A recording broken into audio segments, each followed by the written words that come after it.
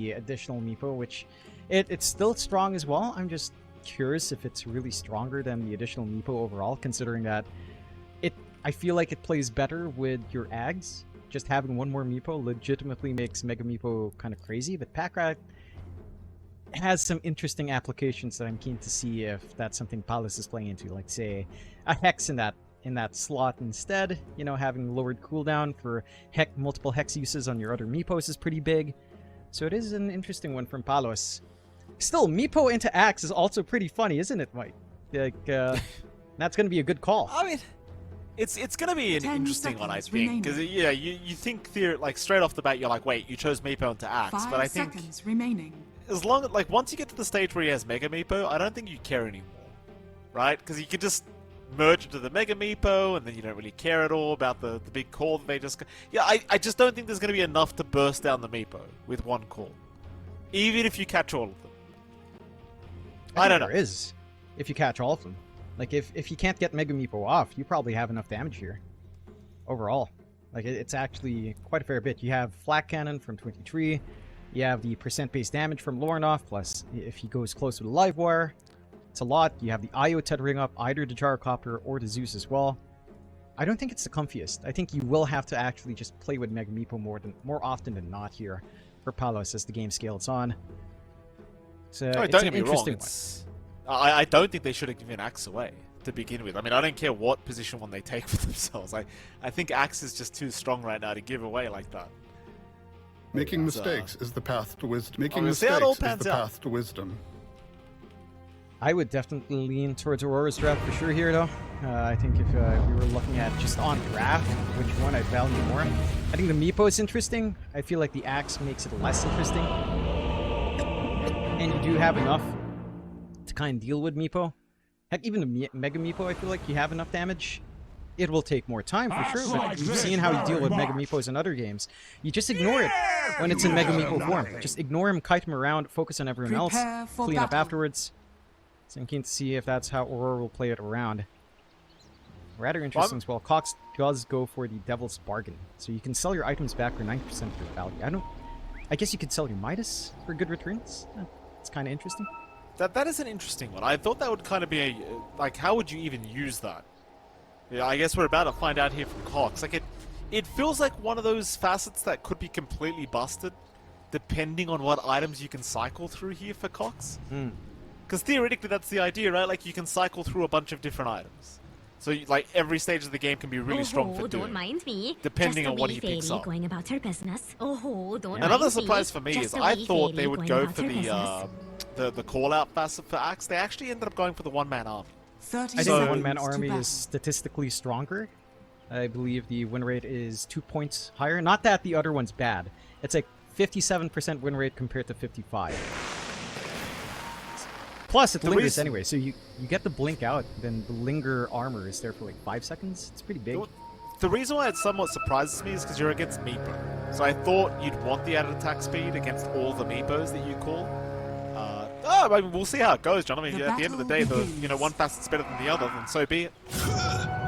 See how Jabs does try to abuse it, as we are going to get some very nice steal attempts here from Yoe that does actually pan out. All the tips out for Yoe. Very, very nice. I'm getting too old for this horse shit.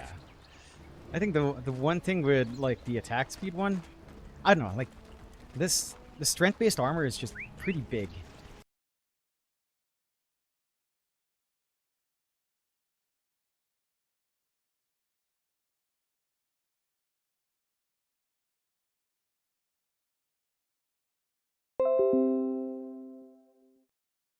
Like, I do like the attack speed one in terms of playing with Blade Mail, but Meepo is an interesting case because of Ransack. More attack speed for Meepo on you might actually kill you, so the added armor could be a bit more beneficial for Jabs. Overall, we'll see down the line, still early days for that. Taking a look at mid first, you have the Zeus versus Ember matchup, and again, this should be very straightforward for Lornoff, not too much to be scared of. With a live wire, every single time Yoe comes closer, it's going to hurt that much more with a static field. So, not much you can really do here for Yoe. I mean, he starts off with the Flame Guard, goes into the Sleight of Fist, or starts with a Sleight of Fist and Flame Guard, but that Flame Guard will just burn down anyway from Lornoff. So, not much to be scared of. Like, very straightforward for Zeus unless some sort of rotation comes in. Well, that's is back down to that bottom lane. You'll see Jabs and Q against Cuckoo and Palos. And it feels like this is the kind of lane that could be, you know, quite a high kind of kill lane, but we are going to have to wait a couple levels out before we do see any kills coming out from either side. As you do see, Q did go for the other facet this Hoodwink game, went for the tree bounce trick shot, which I personally think is very nice. I think it's the better facet to go for. Yeah, it does allow you to get some really cheap harassment out. So it's nice to see that we've gotten both facets out already. You already see Cuckoo not enjoying trading against Q, like he doesn't care for the napalm. Throw the Acorn out, get a free bounce back on a single target. It's a lot of damage still. Which is why, you know, I'm surprised Hoodwink got all of those changes. We basically buffed. Still, last lane we haven't looked at up top, we've got 23 and Ollie on Gyrocopter Io. Very straightforward lane. Got the Blitzkrieg as well. Q is going to drop. Cuckoo able to get his revenge eventually here against the Hoodwinkers. Yoet. Mid lane, Yoet dropping quite low does also go down. So Laurenov able to secure a kill on his own here on the Zeus. Meanwhile, top lane, Jing dropping quite low himself, but Jing's going to be okay. I'll tell you what though, I mean that mid kill not going to be feeling too good here for the side of TNC. You're already going to have a pretty rough time as it was against the Zeus, but dropping a kill away solo like that to the Zeus is not going to happen. You drop the kill, you lose the levels, and Laurenov gets both water reads, so he's fully topped up. He can sustain that harassment here in the mid lane, no problems. Jing's still playing on the edge up top, really much you need to try to cut off an Io Gyrocopter. At the least, Cox can just really farm up. He can sell off his bracers, go into a Midas. I think that's one of the use cases as well. It makes picking up cheaper items more feasible for a Doom to have more presence. And again, it makes the Midas much more economically viable. Your item timings are theoretically a lot earlier for the Doom. All lined up. Yeah, speaking of the Doom, Cox is gone. Ollie able to secure that kill for himself. The Io is now bottom lane. They're trying to get a little bit aggressive here on the Jabs by the looks of it, but Jabs is perfectly fine. No stress whatsoever here for the Axe. Now again, things are going very well already for Aurora. I mean, 1-2, 1k advantage. You know, both the mid and the top lane have been going extremely well for Aurora, and I dare say even the bottom lane, if it Jabs, it's not going too bad either. All lanes are really going well. I would agree with you on that aspect. I don't think there's really much holding Aurora back. That earlier loss of Q is a decent dent, but it doesn't really stop Jabs. It does help accelerate Cuckoo for like boots timing, a little bit more level. It's on a Batrider. It doesn't really relieve that strain on Palos. Because now Jabs can just cut the creep wave, get his own farm going. Cuckoo can't really punish too hard and can get some good stacks up. Let me show you how a real wisp does things. That's right. Jabs is dropping a little bit low here down to the bottom lane. They are actually going to find Yoe on the side though. Yoe is down. Jabs is still going. He'll either load us up as Palos will finally be able to secure the kill. Oh, did I get you? I mean, but Yoe just drops like that on the Ember, trying to rotate to help out, but he got caught by Q, and Laurenov just made very short work of him. You trade away the Axe, but again, you're feeding into this Zeus whose early item spikes are going to be tremendously painful. Up top, the aggression is still going from Aurora. It's not a fun time for Jing and Cox. Best they can hope for is just to farm up, but nothing stopping Savage. And the Gyrocopter scales insanely fast still. And I love that they're still leveraging the Rocket Barrage with that Blitzkrieg. Right? Like, just overcharge with the movement speed of Gyrocopter with Tetheron. It's so hard to play into Savage. Every lane, again, just a great reading from the patch, really, from Aurora. They have a great understanding of what's strong already here. Dives are scanning. This is scan out. They're going to know the Meepo's farming the southern area. Palos is going to TP one of the Meepos away, get the main one out of there, but Cuckoo is going to be kind of left behind. The Cuckoo actually moving onto them. We'll get called, Cuckoo. I mean, it felt like he had the opportunity to just casually walk out of there. Still is going to be able to do so anyway, though. It seems like the slows are a bit too much on Aurora's end of things, and Cuckoo playing on the edge, but he is fine. And he is. He's buying space out for Palos, giving him a little bit more space to work with in the lane, get that build up into the Dragonlance, maybe Blink Ags, kind of build up here to be expected from Meepo. Overall, though, again, Aurora very happy in this game. 2k up. Only really Palos able to keep up and farm in comparison to he is a Meepo. He's expected up top. Lots of poking onto Cox. And they keep trying to leverage this mana burn, but 23 doesn't care with all the around. Has been killed. They're at least sniping some good couriers here from Jing. Probably the best you can hope for. that mid lane. I mean, Yoe's finally hit level 6 on the Ember, but Lorenov's already level 7 now. Not easy times at all for Dire's Yoe. top tower is under attack. So that chain lightning or arc lightning damage is kind of ridiculous. But the Pearl, Yoe, he'll pop the flame guard now. Lorenov's still going. Yoe could try to punish, but does not. Meanwhile, Jab's bottom lane. Chased down here by the Meepo. Palos has got him as Cox in the meantime going to take him down thanks to the Thunder God's Wrath. Meanwhile, Jabs actually helps get Cuckoo down before he does die. So now Palos wants to try for Lorenov. He's going to continue trying to get there, but he is being chased by Q. But Palos able to get the kill. Q going a bit too far, and Cuckoo very happy with what he sees. That's what we need. Some early kills for Palos to feed off of. Get that build up into the Yag's Blink. Already has the Dragonlance, I believe, flying out now on the Meepo. Some more stats to play with. A good sign overall for TNC that at the least the Meepo is having a pretty strong start. And Jabs really needs the Blade Mail. If he had Culling Blade as well, it would have been a better opportunity. Not quite at that point yet for our Axe. So they need a little bit more time to pop up. Still, concern still abound. You know? This is a very slow start for Cox. It's a Doom at bottom network across the forest. Midas is not something he's queuing up. Again, he can sell off the bracers later on for some good gold, considering his facet, but to what extent will that be enough? I don't know. Yoe getting the full treatment with the overcharge. Lorenov's output is just insane. Radiant's middle tower is under attack. Does not get lucky with the rune though, so at the very least Yoe that has that to play with for a little bit of a top-up for himself. Still, I think the map state's been very happy for Aurora. Only here that really needs to recover is Jabs. He always has to try to fall back into. Put a Blade Mail Blink. Once that's up, he is set to go. Cox. Not playing. Chases on here from Savage. Hold down. He is actually going to land the first time around to Cox. Well, he's going to try to run, but there's no run. He is down once again. A very, very sad start to the game here for our offlane Doom. Meanwhile, Jabs going for a bit of a chase. They have found Palos, one of the weaker Meepos, but Palos going to be able to poof away as now 23 Savage being relocated over to try and help out. Palos still running. Savage still chasing, but it seems as though they are going to have to secure Cuckoo instead. And that they will. Jabs will happily dunk on the Bat Rider. Palos actually going to reveal himself once again straight after he sees his Bat die. They are going to have help incoming from Yoe and Jinx, so now Jabs is going to find himself in nature. Jabs, he'll miss out on the call. Yoe should have himself a kill, but here comes Lorenov now. Jabs going to be saved by Ollie, so Jabs does not go down. And Aurora, they'll get everyone out of it. That's really unfortunate for TNC. They don't lose the big hero though, at the very least. It's just Cuckoo. At the same time, this Bat Rider can set back this hard. You know, behind in levels, behind the farm by a good amount. It means the blink timing's gonna be off. Higher levels in Lasso, the value point of Firefly is gonna be thrown off. There's not been that much time as well to stack up the jungle. So there's no room for Cuckoo to kind of eat some space in the farm for himself. And that stall out's going to cause some issues because, again, your Doom Assaults is stalled out. Your Ember can probably play. Going for the Mage Slayer build-up, which is a good answer for our Zeus. Just still needs more time to cook into. In comparison, again, you've got very free lane for Savage, a decent enough time for Jabs going into the jungle. Everything's lining up for Aurora. We'll try to fight over these runes. Gets lucky, it's going to be Yoe again. Does have himself an envy.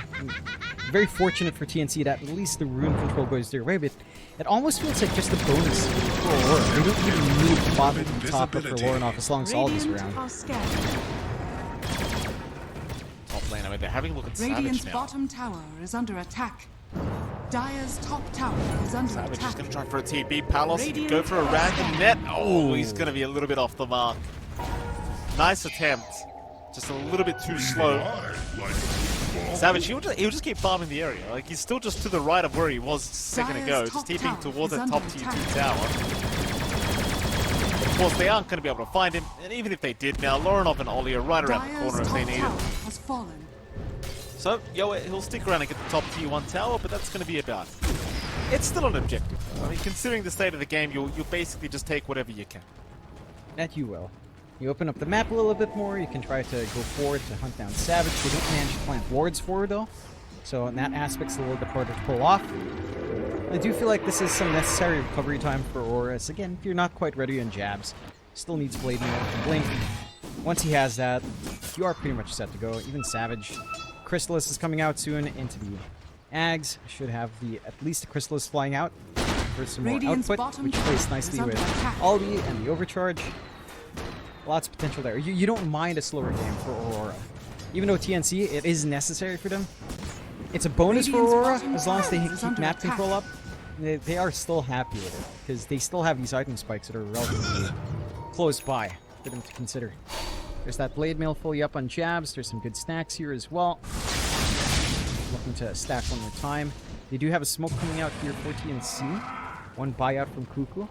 Not grouping over the Team Toe, so Radiant's middle tower is under attack. Ruins. Ooh, good deny. Very good deny here from Jing. I mean, you are still buying plenty of time here for Palos to farm on the Meepo. You definitely pick up Meepo, so Palos can choose to get active. This is the problem, like Jabs is completely recovering on his axe. So much farming coming. He'll be a couple minutes away from his blink now, thanks to all the stacks that were made up by Q. Jab's still going to be a huge issue as this game does go on. It's just 4 to 70 to 3k advantage the way of Aurora now, but it just... You know, I just question how much the Meepo is going to be able to get done as we do scale into the later stages of the game. Because theoretically he should be able to get a lot done considering the pack rat facet that he does have.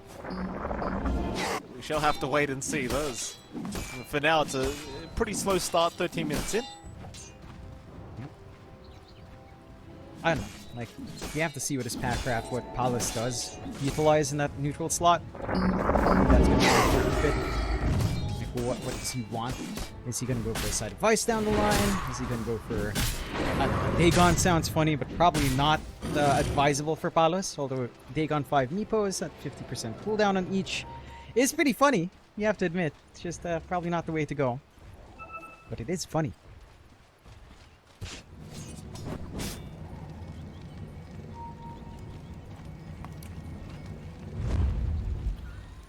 Here we go again. Smoke is out, TNC. There goes 3.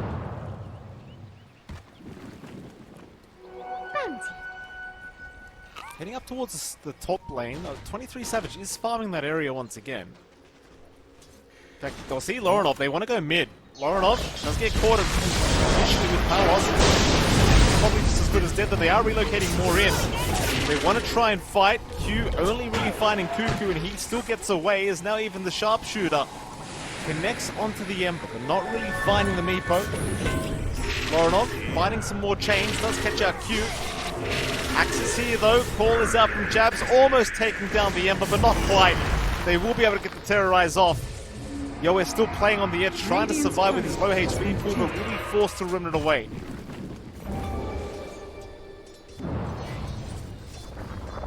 Big hit and run for TNC. Great blink reveal from Palos. Take some early activities, start to build up. Not much Aurora could do, just not the best positioning. I guess the relocate was just a little bit too far back. If they relocated more aggressively, could have found more. Maybe even take care of Palos, but that also puts you in the firing line for Cuckoo's lasso. So there's a lot of risk involved for that counterplay. I love this from the side of TNC. Instant smoke back up. They're not waiting for that many cooldowns here. So as long as Palos is ready with a blink, they can just keep going. I'll try to sneak around up top. Savage would be a big kill if they can sneak across. Try for Lorenov again. Lorenov maybe backing off at the right moment, but Cuckoo does pop the Firefly, but has no blink dagger to set up with. Q's going to jump in. There's a lot of information out with this Acorn shot. So they are going to chain him up, and eventually they should have their way with Q, but the stick charges will keep him alive a little bit longer. Yoe, he'll try and stick around. Does get the Sleight of Fist off, but needs a TP out now as Jabs. Oh, his blink was on cooldown. He's going to miss out on Jing. He'll go for Cuckoo instead. Meanwhile, Yoe going to just run it right back towards his team, but Yoe's in trouble. Yoe is down. Cox will try to run, but Jab's got the call up, ready to go whenever. Does get it, drags him right back to the lobbing up to Savage. That'll be another dunk here for Jabs. I said good day, sir. A messy engagement once again from TNC. Dire's bottom tower. Not what you like to see for TNC, unfortunately. Again, I like that smoke. I like that read. I like this understanding that, you know, they don't need to wait for too much with Palos around. They've got damage. They've got mobility with the Ember. But again, it's onto the Zeus. there wasn't Dire's a good bottom way of tower scanning him is out. under attack. He had good game sense there on Lornoff to just scout out, instantly jump away, and Q to break that smoke and just force him all the way back to only get the Blink is a pretty good move out from Aurora. It's TNC. I think the one big issue is that there's no blink yet in Cox when you force this. You want that follow through from the Doom. You want to be able to threaten with the Doom as well if a wider fight breaks out. At the very least, Cox is close to that, so he's not too far off, just 50 gold. And then I think you can start to play even better on the side of TNC. We shall see. Unfortunately, Cuckoo not even going for the blink, just going for the mech, trying to survive through the onslaught earlier on. I mean, he hasn't had much room to farm for himself, but here comes the smoke out for the side of Aurora. Again, with that blink up and jabs, a few stacks of Code of Blood, he has a lot. Oh, get the call off. He's found himself a Meepo. They've got him locked down, and Palos is dead. Nice and easy. Now, even the sharpshooter from Q landing right onto the Dark Willow. Gonna be a nice easy duck for Jabs. Is under attack. Oh boy, it's really starting to warm up now this game too. Aurora just running circles around the side of TNC. But I just don't think it's going to get any easier. Like, your Meepo just absolutely melts to the call of Jabs, and Radiant's bottom he's the least tower he worries is on under top. I attack. mean, you've still got Laurenov and Savage to worry about. Cuckoo. Catch out Jabs, at least. They could try. Jabs is still not dead. They're going to try again with the remnant from Yoe. Desperate, desperate, desperate is the way I think we put it here as Cox. Is just going to die to the call down on 23 Savage. Meanwhile, Jabs survives on 30 HP. Radiant's bottom tower Thought is about falling. denying himself. Thinks better of it, though. We'll be able to survive through it. Jeez, that's just rough, isn't it? Oh, it is. It's, I feel like this game, and this series in particular, kind of Radiant's showcases a bottom team that tower is under adapts to the patch really well, and a team that's still in the process of adapting. Right? Like, Aura's first game draft was a lot more suited, even though it's like PK, sure, fine. It still felt way more adjusted to what's strong in this patch, and then now, with the Axe pickup, Jarcopper Io sure is kind of old hat, with the Zeus coming out. It's like, it just feels like they have a greater understanding of what's really, really, like, top tier at the moment. Whereas for TNC, it just feels like it's a little bit behind in terms of, like, that game knowledge, or this current patch knowledge, which you can't really fault TNC for. Again, they've not been to as many lands, they've not been to as many tournament settings, they haven't qualified for that much in the past year. But you definitely see that coming into play for Aurora. Like, maybe that little time they had in Dream League, even though it wasn't that long, certainly has shaped some of their perceptions for this patch for the betterment of this team. Q's going to reveal himself here in the Hoodwink, but it's not really much you can do about him. He's perfectly fine. Palace is actually TPing to the outpost down south. He could be in a lot of trouble if they saw him there. Instead, they're going to see Cuckoo, so they'll make the jump in on the Batriner. Cuckoo just annihilated us. Now they're going to know Palos was around, but Palos is out. Just poof right back to the other Meepos. And it's kind of the thing, like, had the Thunder God's Wrath come in a little bit earlier, and they saw that Meepo, that would have been a pretty big issue for Palos, but thankfully this time he'll survive. Scanning. Oh, Palos still? Oh, never mind. As I say that, Palos in trouble. Call downs are all going to land. Palos gets dunked here by Jabs. My apologies for the curse, sir. Ollie, in the meantime, ready with the relocate in case he needs it. He didn't really anyway, but they'll get him out. Radiant's middle tower is under attack. Nice quick in and out adventure for the side of Aurora. They find a big one they really want, slowing down Palos. This Ags is still 3 parts away. It's full 3,100 gold off. Like, the timing, it's not going to feel amazing. It will give some save, but again, I don't know if... I don't feel like Meepo, Mega Meepo is really going to be the big solution here. It just feels like, alright, you Mega Meepo, it's the same thing with Bristleback before, where you just ignore it. I feel like that's what a lot of the big teams have shown us. You see Mega Meepo come in, alright, kill everyone else first, because Mega Meepo will take a while. And the Mega Meepo alone with just Ags, Blink, and Dragonlance is not that big of a threat. It needs more items. We're not at that point. Palos, he's top net worth of his team, but it's nowhere close to what Savage has. He's barely matching Lornoff and Jabs. And for the rest of TNC, they're suffering. Cox, Yoa taking the back seat for this build-up on that Meepo. You still, again, aren't even going for the blink on Fuku, so you don't have that straightforward initiation. it's just a lot harder to play for the side of TNC. It feels like you want to kind of go for a Blink Doom from Cox and hope that, you know, Cuckoo's close enough to go for the last one to hold onto one and take the 5v4. Still, Roche open for Aurora off the back of that kill. Not going to take too long with the damage here on Savage. Full BKB up for the jabs now as well, going into the Ags, which is so damn painful on the Ags. Net debuff and counter Helix going down with every attack. It's just, it's going to cause a lot of problems here for the side of TNC.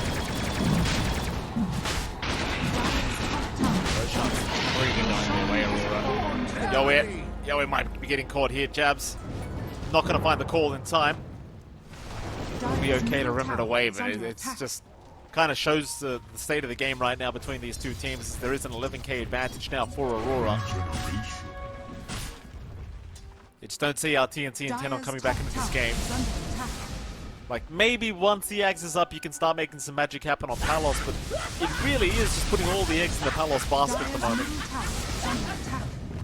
That basket is looking rather, you know, weak. Sadly, it's just not looking too strong. You could say it's a weak basket. You could. Radiant are scanning. I didn't, but you did. TNC will try with a smoke out. Again, it's a little bit awkward with no blink on Cuckoo, but they just need an angle out from Yo and Cox here. Right in the right spot, too. Lornoff's up front.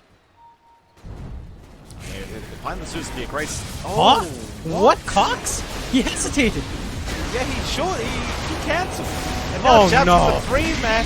No! What happened? I don't know. Yeah, Cox gets tipped by Lauren. I'm not sure why he cancelled that. And on top of that, why is he the one? I mean, Cuckoo doesn't even have a blink up. Yeah, no, it has to be Cox. But maybe he thought it was an illusion. Maybe he thought it was too good to be true. They miss out now to relocate off Cox. Oh, playing Palos. Oh, Jabs didn't have the mana. He didn't have the mana for the dunk. He couldn't get it done. Very close call here by Palos. Yeah, but you see the threat? Radiant's top tower is under attack. Jabs alone, because he has that one-man army, he has so much HP, and the bonus strength he has, it means when you call, you're just not dying. You know, Palos with a Ransack can't just eat through you, even if it's all of his meepos. I mean, either one probably would have been great. Like, the attack speed one would have been nice as well, but you can just see how well they're playing off of this. Jabs just goes solo, they get to really cut on top, and he's very healthy when they do come back in. Q. Sharpshooter can allow him to get away. Palos is really trying for something, but it doesn't look too great for him as he will just poof back towards the other meepos. But they've got the Rod of Atos to lock him down. He's okay though. He'll make it. Here comes Jabs from the north though. He's moving his way in. The Axe is going to find a call straight off the bat onto the Dark Willow. We'll be able to lock him down with the Bushwhack and Jing. Eventually should just be... Not much Jing can do about that. Rest of Aurora more than happy to keep the fight going, but nobody's left here from TNC.